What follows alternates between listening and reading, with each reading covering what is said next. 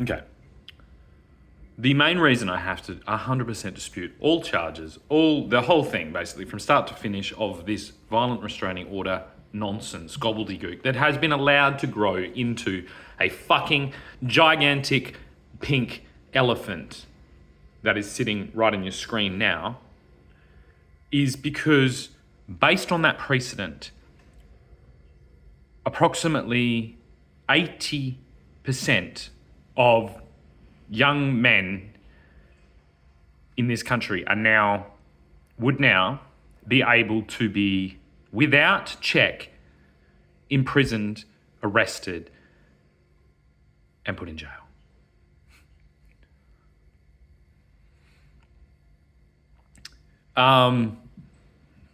You reckon that's a fucking dangerous precedent to set?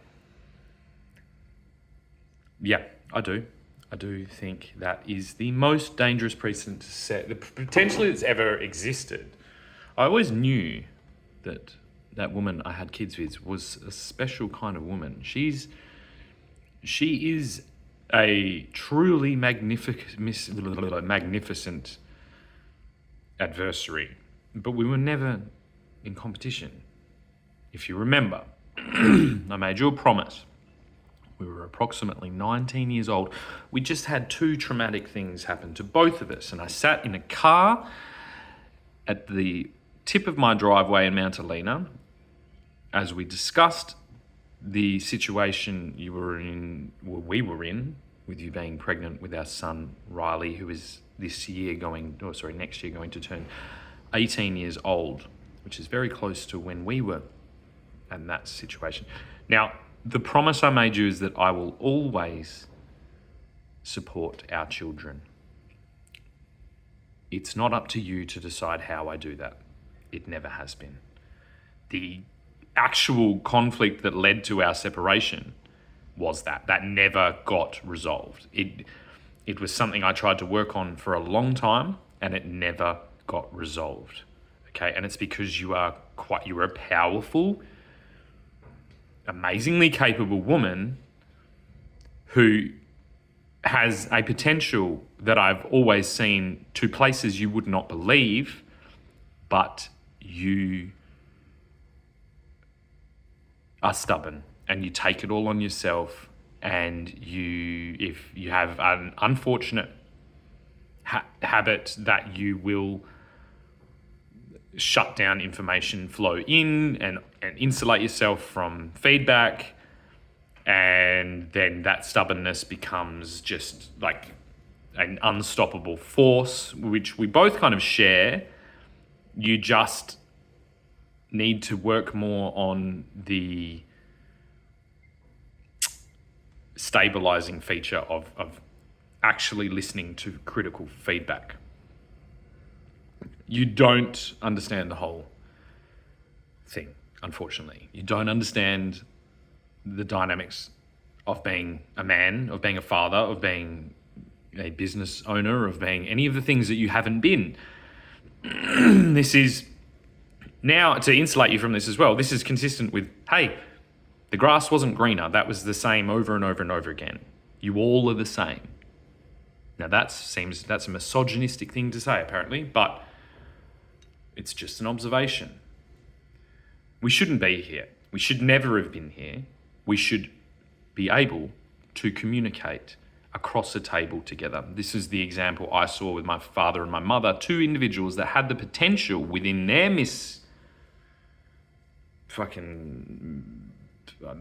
their disruptive tendencies, had a far higher potential to create a far worse situation than we're in now, but they didn't. And the reason they didn't is because they could actually, at all occasions throughout my entire life, have a conversation across a table. It might have been through gritted teeth. It might have been whilst squeezing a handkerchief in your hand or something like that, but there was non-violent communication across a table, in person, at all times. There was also a lot of other things disruptive on top of it. But at no point did it ever escalate to this. Now, we are better than those people. We always have been. You know full well that one of the largest disruptions to what we were trying to do was one of those people. So this is like just a silly situation. I in no way want to interfere with your marriage, with the way you parent, with the way you see the world, with how you spend it, with anything in your life. I only wish the best for you. The moment I leave is the moment I remove my ability to enact change in your life. Now, I wish that you had have done the same thing.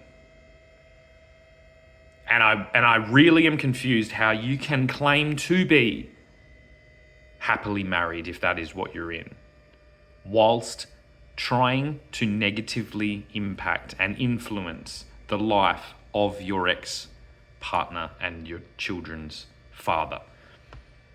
Because this would not be accepted by any woman that I've ever met.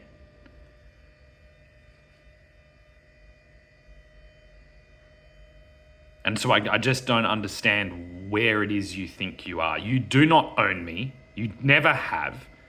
I have done nothing but support you throughout our entire life.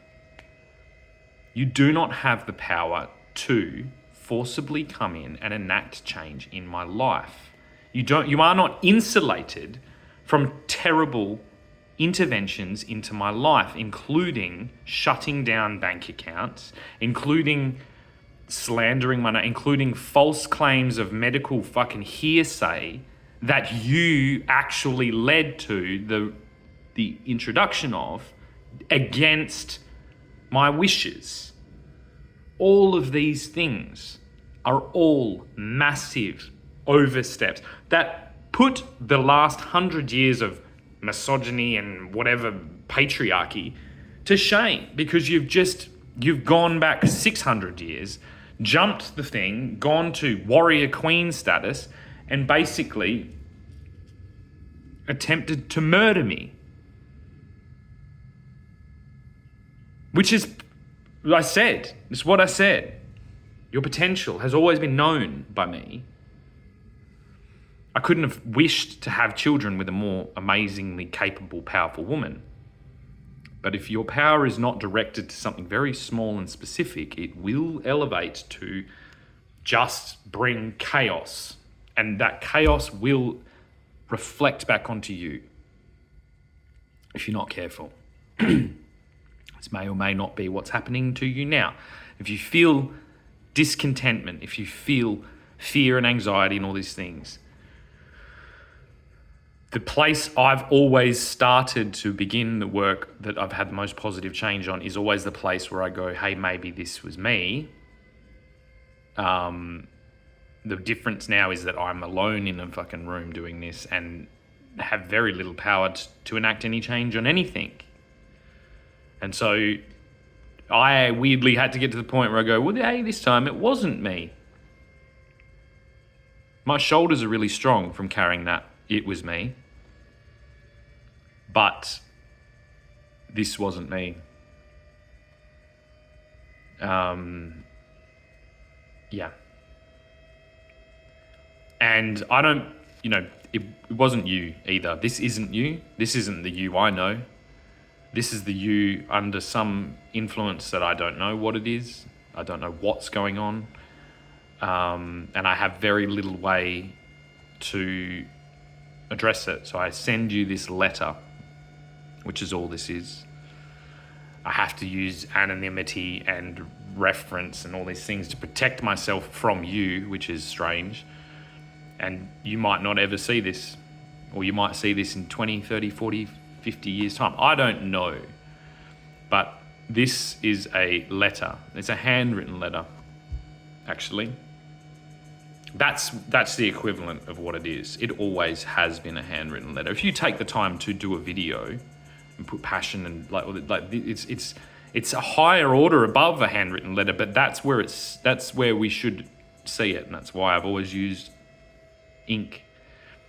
This is the new handwritten letter. If you watch that movie, Her, we are part of a tapestry that is already exists and is being stitched